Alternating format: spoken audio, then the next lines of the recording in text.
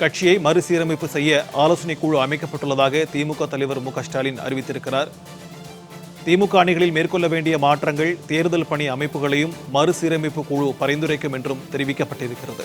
இது தொடர்பான கூடுதல் விவரங்களுடன் நம்முடன் இணைகிறார் செய்தியாளர் குணசுந்தரி. வணக்கம் குணசுந்தரி, இது தொடர்பான விரிவான தகவல். வணக்கம் சிக்கந்தர். திமுக சார்பில் கழக மறுசீரமைப்பு ஆலோசனை குழு அமைக்கப்பட்டிருப்பதாக தற்பொழுது திமுக கழக தலைவர் மு.க.ஸ்டாலின் அறிவிப்பு ஒன்றை வெளியிட்டிருக்கிறார். குறிப்பாக இந்த அறிவிப்பில் அவர் கூறியிருப்பது என்னவென்றால், திமுகவில் கிளை கழகம் முதல் தலைமை கழகம் வரை அமைப்பு ரீதியான மாற்றங்களை மேற்கொள்ளும் நோக்கில் கழக மறுசீரமைப்பு ஆலோசனை குழுவை கழக தலைவர் மு.க.ஸ்டாலின் தற்பொழுது அறிவித்திருக்கிறார். இது குறித்து அவர் வெளியிட்டுள்ள அறிக்கையில், சட்டமன்ற தேர்தலுக்கு பிறகு மாநிலம் முழுவதும் 19 ஆய்வு குழுக்கள் மூலம் நிர்வாகிகள் மற்றும் தொண்டர்களின் கருத்துக்கள் சேகரிக்கப்பட்டதாகவும், மேலும் உடன்பிறப்பின் குரல் இணையதளம் மூலம் சுமார் 6 லட்சம் கருத்துக்கள் பெறப்பட்டு அவற்றையும் ஆய்வு செய்ததாகவும் தெரிவித்திருக்கிறார்.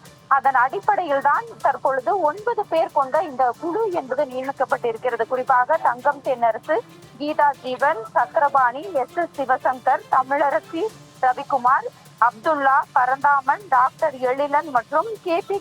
கருணா ஆகியோர் இடம்பெற்ற இந்த 9 பேர் கொண்ட ஆலோசனை குழு என்பது திமுக தலைவர் மு.க.ஸ்டாலின் தலைமையில் தற்பொழுது அறிவித்திருக்கிறார். இந்த குழு மாவட்ட அமைப்புகளின் மறுவரையறை, சார்பு அணிகள் மறுசீரமைப்பு, தேர்தல் பணிக்குழு, நிரந்தர தேர்தல் கட்டமைப்பு மற்றும் தலைமைக்கு ஆலோசனை வழங்கும் சிந்தனை குழு அமைப்பு உள்ளிட்ட அம்சங்களை ஆய்வு செய்து ஆகஸ்ட் முதல் வாரத்தில் தனது பரிந்துரைகளை கழக தலைவரிடம் சமர்ப்பிக்க உள்ளது.